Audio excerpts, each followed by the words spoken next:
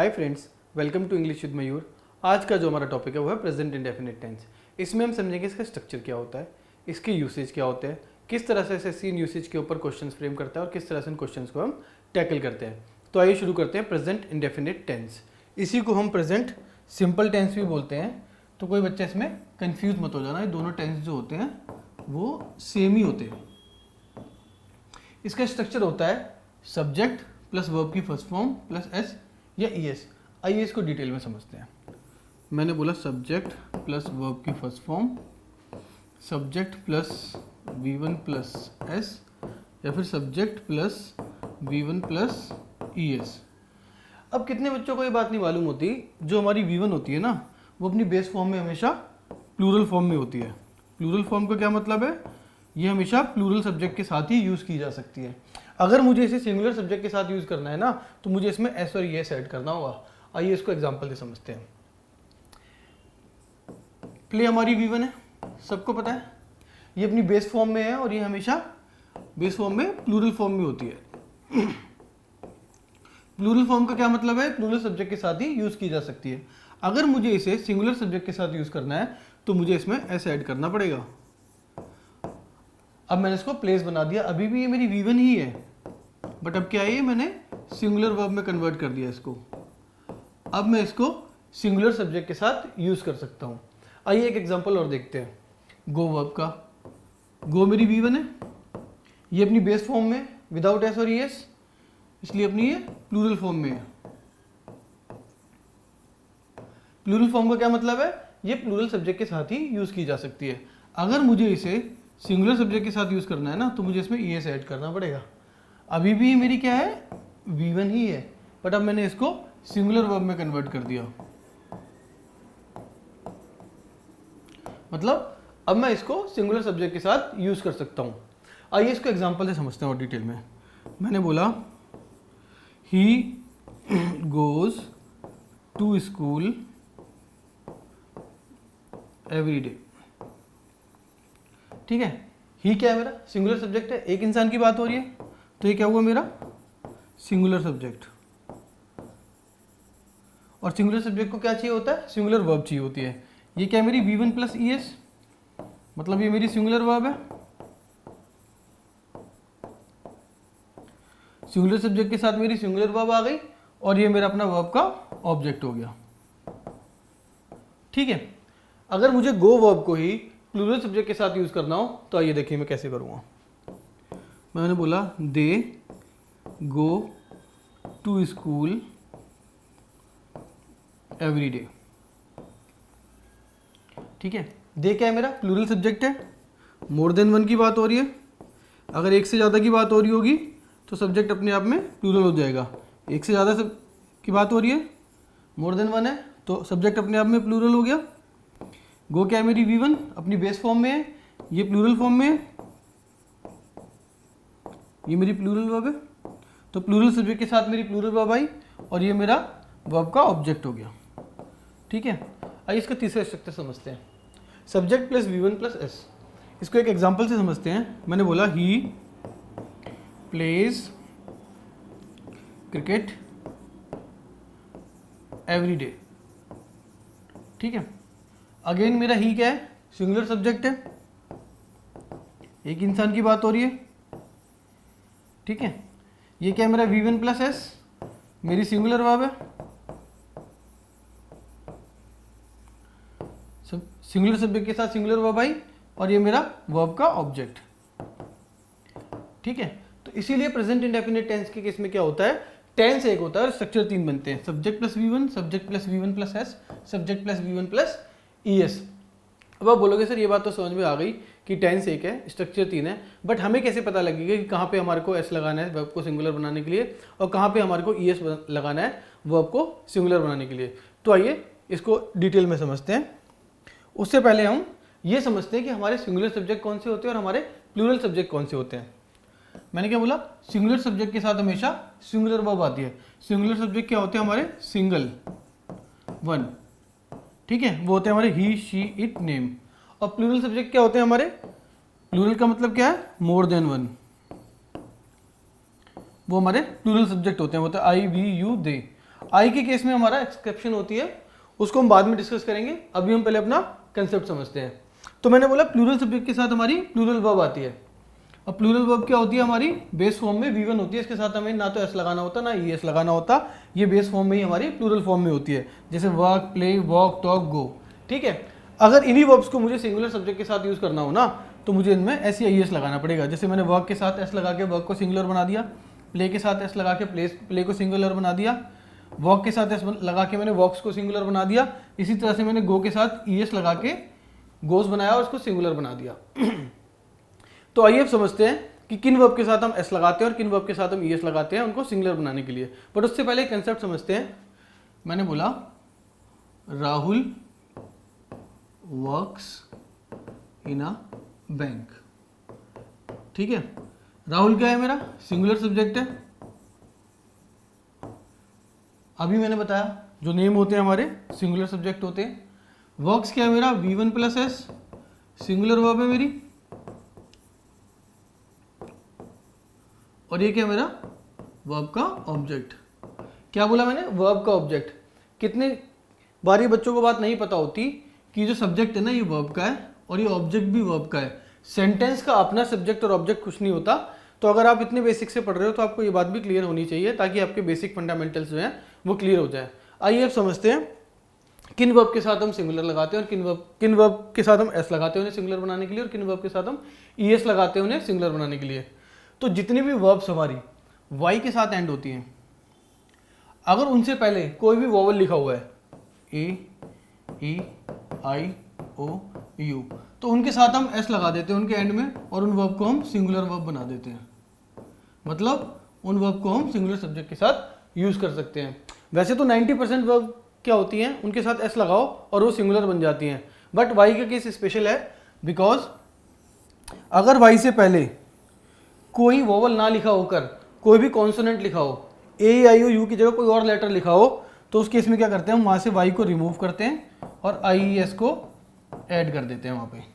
जैसे क्राई के केस में मैंने वाई को रिमूव करा और क्राइज कर दिया। ठीक है, इसको सिंगुलर बना दिया। फ्लाई के केस में मैंने क्या करा, वाई को रिमूव करा, IES ऐड करा, फ्लाइज कर दिया, इसको सिंगुलर बना दिया। उसी तरह से स्टडी के केस में क्या करा, मैंने वाई को रिमूव करा और IES लगा के इसको सिंगुलर बना दिया मैंने। अब 6 सिनेरियो ऐसे होते हैं हमारे जहाँ पे हम ES लगा के वर्ब को सिंगुलर बनाते हैं। तो आइए इसको समझते हैं। जिन वर्ब के एंड में CH, SH, SS, double Z, X और O लगाओ, जो वर्ब्स इन वर्ड्स के साथ एंड हो रही हो, उन वर्ब्स के साथ हम क्या करते हैं, ES लगा के उन्हें सिंगुलर बनाते हैं। जैसे वॉच के साथ हमने ES ऐड करा, इसको सिंगुलर बना दिया। गेस के साथ हमने ES ऐड करा, इसको सिंगुलर बना दिया। रिलैक्स जो है वो X के साथ एंड हो रही है, इसमें EX ऐड करा हमने, सिंगुलर बना दिया। डू के साथ हमने, डू जो है हमारी O के साथ एंड हो रही है, इसमें हमने ES लगाया और इसको डस बनाया और इसको सिंगुलर बना दिया। इसी तरह से हमने गो जो है हमारी O के साथ एंड हो रही है, हमने इसको गोज करा और सिंगुलर बना दिया। तो इस तरह से हम वर्ब्स को सिंगुलर बनाते हैं, उसमें S या ES ऐड करके या फिर IES ऐड करके।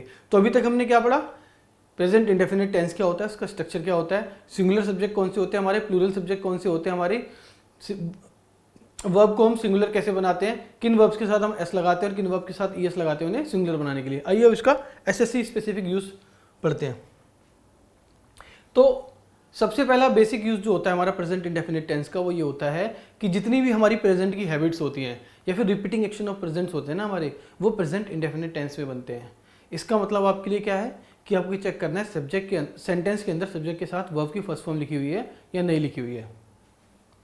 तो मैंने बोला जितनी भी हमारी प्रेजेंट की हैबिट्स होती हैं, ये जितनी भी रिपीटिंग एक्शन ऑफ प्रेजेंट होते हैं हमारे, वो प्रेजेंट इंडेफिनिट टेंस में बनते हैं। और आपके लिए इस बात का क्या मतलब है, आपको चेक करना है सब्जेक्ट सेंटेंस में सब्जेक्ट के साथ वर्ब की फर्स्ट फॉर्म लिखी हुई है या नहीं लिखी हुई है। जैसे मैं एक एग्जांपल देखता हूँ, my father reads the newspaper every day. Every day से आपको पता लग जाएगा कि हाँ भाई ये डेली हैबिट है किसी की। कोई काम अगर डेली हो रहा है, एवरी डे हो रहा है, तो उसकी प्रेजेंट की डेली हैबिट है, और डेली हैबिट है प्रेजेंट की, तो वो सेंटेंस प्रेजेंट इंडेफिनिट टेंस में बनेगा। आपके लिए इसका क्या मतलब है कि आपको चेक करना है कि उस सेंटेंस में सब्जेक्ट के साथ वर्ब की फर्स्ट फॉर्म लिखी हुई है या नहीं लिखी हुई है। तो आपने देखा है माई फादर जो है सिंगुलर सब्जेक्ट है, इसके साथ V1 plus S singular verb लिखी हुई है, तो मेरा सेंटेंस करेक्ट है। ये कहाँ से आइडेंटिफाई करा आपने, एवरीडे से। ठीक है, बट जैसे ही यहाँ पे मैं हार्डली लिख देता हूँ, he hardly plays cricket on weekdays. ठीक है, तब आप यहाँ पे कंफ्यूज हो जाओगे। आप हार्डली वर्ड देखते ही आप कंफ्यूज हो जाओगे कि ये वर्ड हमारा प्रेजेंट की हैबिट को या रिपीटिंग एक्शन ऑफ प्रेजेंट को डिनोट कर भी रहा है नहीं कर रहा है। उसी तरह से अगर मैं ऑफन लिख देता हूँ यहाँ पे, तो फिर कई बच्चे कंफ्यूज हो जाएंगे, उनको ये नहीं पता होगा कि ऑफन भी हमारा प्रेजेंट की हैबिट्स और रिपीटिंग एक्शन ऑफ प्रेजेंट को डिनोट करता है। अब जैसे ये लास्ट एग्जांपल है मेरा, my mother goes to the market once a week. अगर यहाँ पे वंस अ वीक हटा के मैं डेली लिख दूँ ना, तो आप श्योर हो जाओगे कि प्रेजेंट की हैबिट है। बट जस्ट बिकॉज वहाँ पे वंस अ वीक लिखा हुआ है, तो फिर आपको कन्फ्यूजन हो जाएगी कि यार ये प्रेजेंट की हैबिट्स हैं भी कि नहीं है हमारी, क्या ये रिपीटिंग एक्शन ऑफ प्रेजेंट है भी कि नहीं है। तो आइए, कुछ ऐसे टाइम डिनोटिंग वर्ड्स होते हैं सेंटेंस के अंदर जो हमें बताते हैं कि ये सेंटेंस प्रेजेंट की हैबिट्स को, ये सेंटेंस प्रेजेंट इंडेफिनिट टेंस में बनेगा। और आपके लिए उस बात का क्या मतलब है, वहाँ पे आपको चेक करना है कि सब्जेक्ट के साथ वर्ब की फर्स्ट फॉर्म लिखी हुई है या नहीं लिखी हुई है। ठीक है, तो ऐसे कुछ हमारे टाइम डिनोटिंग वर्ड्स होते हैं, every day, every Sunday, every morning, every evening, every night, every week, every weekend, every month, every year, always, never, seldom, often, daily, usually, generally, frequently, sometimes, occasionally, hardly, scarcely, rarely, once a day, once a week, once a month, once a year, twice a day, twice a week, twice a month, twice a year. अगर sentence में कहीं भी ये word आपको दिख जाए तो आप समझ जाना प्रेजेंट की हैबिट की बात हो रही है। आपके लिए इस बात का क्या मतलब है, आपको ये चेक करना है कि उस सेंटेंस के अंदर सब्जेक्ट के साथ वर्ब की फर्स्ट फॉर्म लिखी हुई है या नहीं लिखी हुई है। आइए कुछ एसएससी स्पेसिफिक क्वेश्चंस देखते हैं। क्वेश्चन है, the students usually are playing many games in the absence of the teacher. ठीक है, आपने सेंटेंस पढ़ा और उसके बाद आपने देखा यहाँ पे यूजुअली लिखा हुआ है।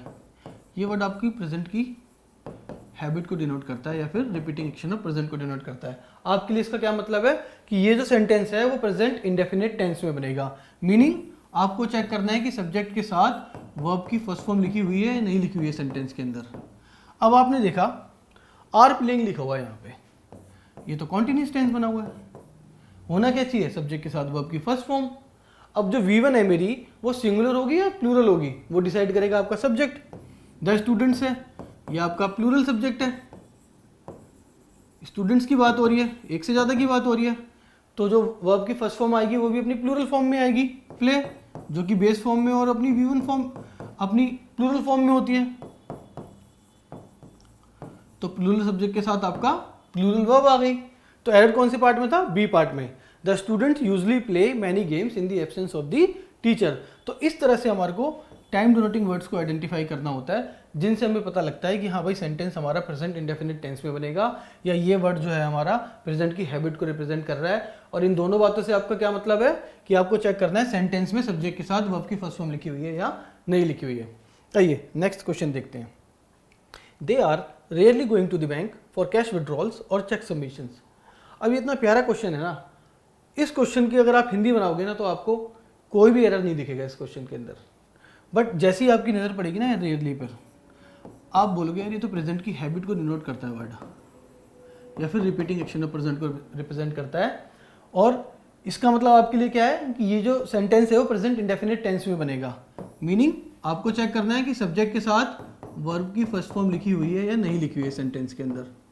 अब आपने देखा आर गोइंग लिखा हुआ है, ये तो कॉन्टिन्यूस टेंस बना हुआ है, ये तो गलत है। तो वर्ब की फर्स्ट फॉर्म आएगी, कौन सी फॉर्म आएगी, प्लूरल आएगी या सिंगुलर आएगी, वो डिसाइड करेगा आपका सब्जेक्ट। सब्जेक्ट क्या है आपका, प्लूरल, प्लूरल सब्जेक्ट है, तो प्लूरल वर्ब आएगी आपकी, गो आएगी, जो कि V1 फॉर्म में है विदाउट एस और ES, वो अपनी बेस फॉर्म में है तो ये प्लूरल फॉर्म में है। तो प्लूरल सब्जेक्ट के साथ प्लूरल वर्ब आई आपकी। They rarely go to the bank for cash withdrawals और चेक सबमिशंस। तो आपका एरर किस पार्ट में हुआ, ए पार्ट में। आइए नेक्स्ट क्वेश्चन देखते हैं। They practised yoga daily without any discontinuation and with dedication. अब ये इतना प्यारा सेंटेंस है, अगर आप इसकी हिंदी बनाओगे ना तो आपको इस सेंटेंस में कोई एरर लगेगा ही नहीं। पर जैसे ही आपकी नज़र यहाँ पे पड़ती है ना वर्ड डेली पे, तो आपको पता लगता है ये तो प्रेजेंट की हैबिट को रिप्रेजेंट करता है वर्ड। इसका मतलब क्या है, ये सेंटेंस जो है प्रेजेंट इंडेफिनिट टेंस में बनेगा। इस बात से आपको क्या मतलब है, आपको चेक करना है कि सब्जेक्ट के साथ वर्ब की फर्स्ट फॉर्म लिखी हुई है या नहीं लिखी हुई है। ठीक है, आपने देखा सब्जेक्ट के साथ वर्ब की सेकंड फॉर्म लिखी हुई है प्रैक्टिस्ड, तो ये तो गलत है। होनी क्या चाहिए, सब्जेक्ट के साथ वर्ब की फर्स्ट फॉर्म। अब वर्ब की फर्स्ट फॉर्म जो है वो सिंगुलर आएगी या प्लूरल आएगी, वो डिसाइड करेगा आपका सब्जेक्ट। सब्जेक्ट क्या है आपका, प्लूरल। प्लूरल सब्जेक्ट के साथ प्लूरल वर्ब आएगी, तो जो बेस फॉर्म ऑफ वर्ब होती है V1 वो आपकी प्लूरल फॉर्म में होती है वर्ब। तो एरर कौन से पार्ट में था, ए पार्ट में। They practise yoga daily without any discontinuation and with dedication. तो इस तरह से हमारे को टाइम डिनोटिंग वर्ड से पता लगता है कि हाँ ये जो हमारा सेंटेंस है वो प्रेजेंट इंडेफिनिट टेंस में बनेगा। इस बात से आपको क्या मतलब होना चाहिए, प्रेजेंट इंडेफिनिट टेंस है कि आपको सेंटेंस के अंदर देखना है कि सब्जेक्ट के साथ वर्ब की फर्स्ट फॉर्म लिखी हुई है या नहीं लिखी हुई है। आइए नेक्स्ट क्वेश्चन देखते हैं। ये थोड़ा एडवांस लेवल का क्वेश्चन है, इससे 2021 में IBPS प्रीलिम्स में क्वेश्चन आया था। तो आइए देखते हैं। क्वेश्चन है we seldom or ever go out these days due to the global outbreak. ठीक है, अब आपने देखा सेल्डम लिखा हुआ है, ये वर्ड तो आपका प्रेजेंट की हैबिट को डिनोट करता है या फिर रिपीटिंग एक्शन ऑफ प्रेजेंट को डिनोट करता है, यानी ये सेंटेंस जो है वो प्रेजेंट इंडेफिनिट टेंस में बनेगा। इस बात से आपका क्या मतलब है, आपको चेक करना है सेंटेंस में सब्जेक्ट के साथ वर्ब की फर्स्ट फॉर्म लिखी हुई है या नहीं लिखी हुई है। तो आपने देखा गो लिखा हुआ है, ये आपकी V1 है और अपनी बेस फॉर्म में है, मतलब प्लूरल फॉर्म में है। इसका मतलब क्या है, सब्जेक्ट भी आपका प्लूरल फॉर्म में होना चाहिए। तो ये V लिखा हुआ है, मोर देन वन है, सब्जेक्ट भी आपका प्लूरल है। ठीक है, इसका मतलब मेरा स्ट्रक्चर बिल्कुल सही है। अब अगर मैं इस सेंटेंस को ना 3 पार्ट में डिवाइड कर दूं, A, B, C और यहाँ पे लिख दूं नो एरर और इसको कर दूं D पार्ट, तो अभी तक जो आपने पढ़ा है उस हिसाब से आधे बच्चे क्या करेंगे, D पार्ट में नो एरर लगा के आएंगे। और जिन बच्चों ने द आर्टिकल सही से नहीं पढ़ा होगा या फिर जिनको द आर्टिकल में कंफ्यूजन होगी वो C पार्ट में एरर लगाए आएंगे। बट आपकी जानकारी के लिए बता दूं, एरर इस पार्ट के अंदर है। बट आप बोलोगे सर अभी तो आपने बताया कि daily, hardly, scarcely, rarely, seldom, ये सारे वर्ड अगर कहीं भी लिखे हों तो वो सेंटेंस जो होता है हमारा वो प्रेजेंट इंडेफिनिट टेंस में बनता है। और यहाँ पे सेल्डम लिखा हुआ है तो सेंटेंस तो हमारा प्रेजेंट इंडेफिनिट टेंस में बना हुआ है, तो फिर इस पार्ट में कैसे एरर है। ध्यान से देखो बच्चों, यहाँ पे सेल्डम को है ना एवर के साथ उन्होंने क्लब करा हुआ है। सेल्डम और एवर दोनों का अपोजिट मीनिंग होता है। सेल्डम का जो मतलब होता है ना वो होता है नॉट ऑफन और रेयरली, और एवर का मतलब होता है ऑल द टाइम और ऑलवेज, मोस्टली। तो सेल्डम का मतलब हुआ रेयरली, एवर का मतलब हुआ मोस्टली। तो ये दोनों जो वर्ड है ना आपस में अपोजिट मीनिंग के हैं, इसीलिए इस पार्ट में एरर क्रिएट कर रहे हैं। इसलिए आपका फर्स्ट पार्ट में एरर है। अगर यहां पे ये लिखा होता ना सेल्डम और नेवर या फिर सेल्डम इफ एवर, तो ये सेंटेंस बिल्कुल करेक्ट होता। बट जस्ट बिकॉज ये सेल्डम और एवर लिखा हुआ है इसलिए सेंटेंस इनकरेक्ट है। ठीक है, तो इस तरह से हमारे को बेसिक भी पता होनी चाहिए, बट उसके साथ हमारे को थोड़े एडवांस लेवल के एग्जाम स्पेसिफिक क्वेश्चंस भी देखने होते हैं कि अगर सेल्डम और एवर साथ में है तो गलत है, इनका मीनिंग अपोजिट है। सेल्डम के साथ या तो नेवर आएगा या फिर सेल्डम के साथ इफ एवर आएगा। तो इस तरह से जब हम क्वेश्चंस की प्रैक्टिस करते हैं, इस तरह से अगर हम अपनी तैयारी करते हैं तो फिर हमारा सिलेक्शन जो है वो बहुत पास हो जाता है। आइए, ये क्वेश्चन है IBPS PO में आया था, ये 4 दिसंबर 2021 में। As these books on science are published in English we seldom or ever find them in regional languages. अब जिस बच्चे को ये कंसेप्ट पता है ना कि सेल्डम और एवर एक साथ नहीं आते, वो तो फटाफट से C पार्ट में एरर लगाएगा और आगे बढ़ेगा। उसको हार्डली इस क्वेश्चन को करने के अंदर 4 से 5 सेकंड का टाइम लगेगा, जितना मुझे लगा इस क्वेश्चन को रीड करने में। बट जिस बच्चे की तैयारी बिल्कुल बेसिक लेवल पे होगी, जिसने कंसेप्ट नहीं पढ़े होंगे, वो क्या करेगा, इस सेंटेंस को पूरा पढ़ेगा, 1 बार पढ़ेगा, 2 बार पढ़ेगा और कहीं ना कहीं गलती करके आ जाएगा। तो और जिसको ये पता है कि सेल्डम के साथ जो है मेरा इफ एवर आता है या फिर मेरा सेल्डम के साथ और एवर आता है और नेवर आता है, सॉरी, बट सेल्डम के साथ और एवर नहीं आता, तो वो बच्चा इस क्वेश्चन को करने में टाइम नहीं लगाएगा एग्जाम में। ठीक है, तो अब आपको क्या करना है, आपका क्या होमवर्क है। जिस तरह से आप मैथ्स के क्वेश्चन लगाने से पहले मैथ्स में सारे फॉर्मूलेज याद करते हो, a+b का होल क्यूब याद करते हो, a+b का स्क्वायर याद करते हो, ट्रिग्नोमेट्री में कई शॉर्ट ट्रिक्स याद करते हो, मेंसुरेशन में कई शॉर्ट ट्रिक्स याद करते हो, ज्योमेट्री में कितने सारे फॉर्मूलेज याद करते हो, उसी तरह से आपको ये टाइम डिनोटिंग वर्ड्स जो हैं वो याद करने हैं, जो आपको बताते हैं कि ये जो सारी हैबिट्स हैं प्रेजेंट की हैबिट्स हैं या फिर रिपीटिंग एक्शन ऑफ प्रेजेंट है। अगर ये सेंटेंस में कहीं आपको दिख गए तो यानी ये सेंटेंस प्रेजेंट इंडेफिनिट टेंस में बनेगा। और इससे आपका क्या मतलब है कि वहाँ पे आपको चेक करना है सब्जेक्ट के साथ वर्ब की फर्स्ट फॉर्म लिखी हुई है या नहीं लिखी हुई है। इन टाइम डिनोटिंग वर्ड्स को याद करने के बाद अगर आपने 15-20 क्वेश्चन भी लगा लिए तो इस टॉपिक में आपको कोई कन्फ्यूजन नहीं बचेगी। और उसके बाद भी अगर आपको कोई कन्फ्यूजन है तो आप मुझे कमेंट सेक्शन में पूछिए, मैं आपको उसका आंसर जरूर करूँगा। तो ठीक है, मिलते हैं नेक्स्ट वीडियो में। Thanks a lot.